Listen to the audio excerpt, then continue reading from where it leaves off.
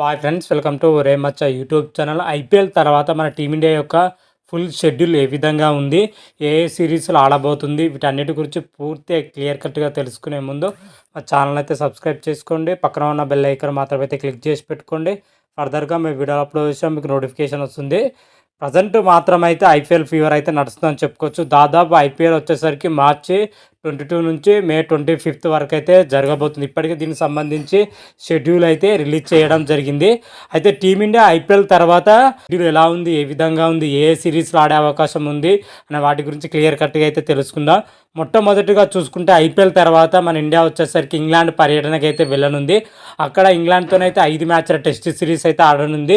ఈ test series schedule వచ్చేసరికి June 20 నుంచి 24 వరకు అయితే మొదటి టెస్ట్ అయితే ఆడనుంది. సెకండ్ టెస్ట్ వచ్చేసరికి జూలై 2 నుంచి 6 వరకు అయితే సెకండ్ టెస్ట్, జూలై 10 నుంచి 14 వరకు అయితే మూడో టెస్టు, జూలై 23 నుంచి 27 వరకు అయితే నాలుగో టెస్టు, జూలై 31 నుంచి ఆగస్టు 4 వరకు అయితే 5th టెస్ట్ అయితే జరగనుంది. దాదాపు నెల రోజుల పైగానే అక్కడ ఉండే అవకాశం అయితే కనిపిస్తుంది మన టీమిండియా మాత్రమైతే.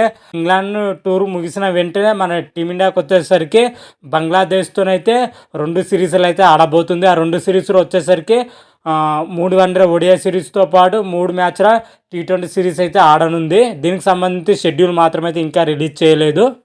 ఆగస్టు 2nd వీక్లో ఈ మ్యాచ్ జరిగే అవకాశం అయితే కనిపిస్తున్నాయని చెప్పుకోవచ్చు. ఆ తర్వాత చూసుకుంటే అక్టోబర్లో వచ్చేసరికి వెస్టిండీస్తోని 2 మ్యాచ్ల టెస్ట్ సిరీస్ అయితే ఆడనుంది. ఇది అక్టోబర్ నెలలో జరిగే అవకాశం అయితే కనిపిస్తుంది. పర్టికులర్గా డేట్లు అయితే ఇంకా ప్రకటించలేదు. ఆ వెస్టిండీస్ సిరీస్ ముగిసిన వెంటనే మన టీమిండియాకి వచ్చేసరికి ఏషియా కప్ అయితే జరగనుంది. ఈసారి ఏషియా కప్ వచ్చేసరికి T20 ఫార్మాట్లో అయితే జరగనుంది. ఏషియా కప్కి సంబంధించి షెడ్యూల్ మాత్రమైతే ఇంకా రిలీజ్ చేయలేదు. దాదాపు అక్టోబర్ నవంబర్ ఈ మధ్య నెలలో జరిగే అవకాశం అయితే కనిపిస్తుంది. అక్టోబర్ లాస్ట్ వీక్, అదేవిధంగా నవంబర్ 1st వీక్ ఈ మధ్యలో జరిగే అవకాశం అయితే క్లియర్ కట్గా అయితే తెలుస్తుంది.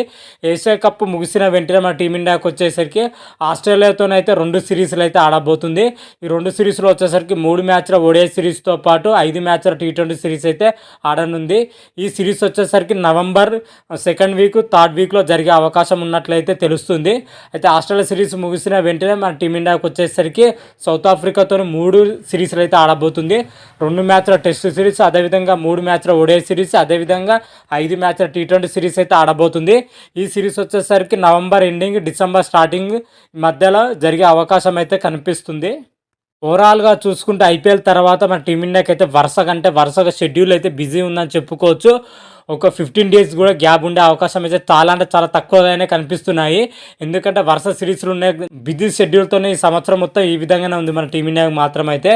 ఇప్పటికే మన టీమిండియా ఈ సంవత్సరంలో ఛాంపియన్ ట్రోఫీ అయితే గెలవడం జరిగింది. తర్వాత వచ్చేసరికి మన టీమిండియాకి వచ్చేసరికి ఏషియన్ కప్ మాత్రమే ఉండడం జరిగింది. మరి ఏషియా కప్లో ఎలా రాణిస్తాయి, ఏ విధంగా రాణిస్తాయి అయితే చూడాలి. అయితే ఐపీఎల్ ఫీవర్ అయిపోయిన తర్వాతనే ఈ సిరీస్లు అయితే జరగబోతున్నాయి. మరి ఈ సిరీస్లో టీమిండియా ప్రదర్శన ఎలా ఉంటుంది, ఏ విధంగా ఉంటుందని అయితే రాబోయే వీడియోలో మనకు క్లియర్ కట్గా అయితే తెలుసుకుందాం. అంతవరకు మీకు ఈ వీడియోగా నచ్చినట్టయితే లైక్ చేయండి, షేర్ చేయండి. నిన్న వీడియోల కోసం అయితే మా ఛానల్ అయితే సబ్స్క్రైబ్ చేసుకోండి. పక్కన ఉన్న బెల్ ఐకాన్ మాత్రం అయితే క్లిక్ చేసి పెట్టుకోండి. ఫర్దర్గా మేము వీడియోలు అప్లోడ్ చేస్తాం, మీకు నోటిఫికేషన్ వస్తుంది. రామ దేవ్ శంభో శంకర. Thank you.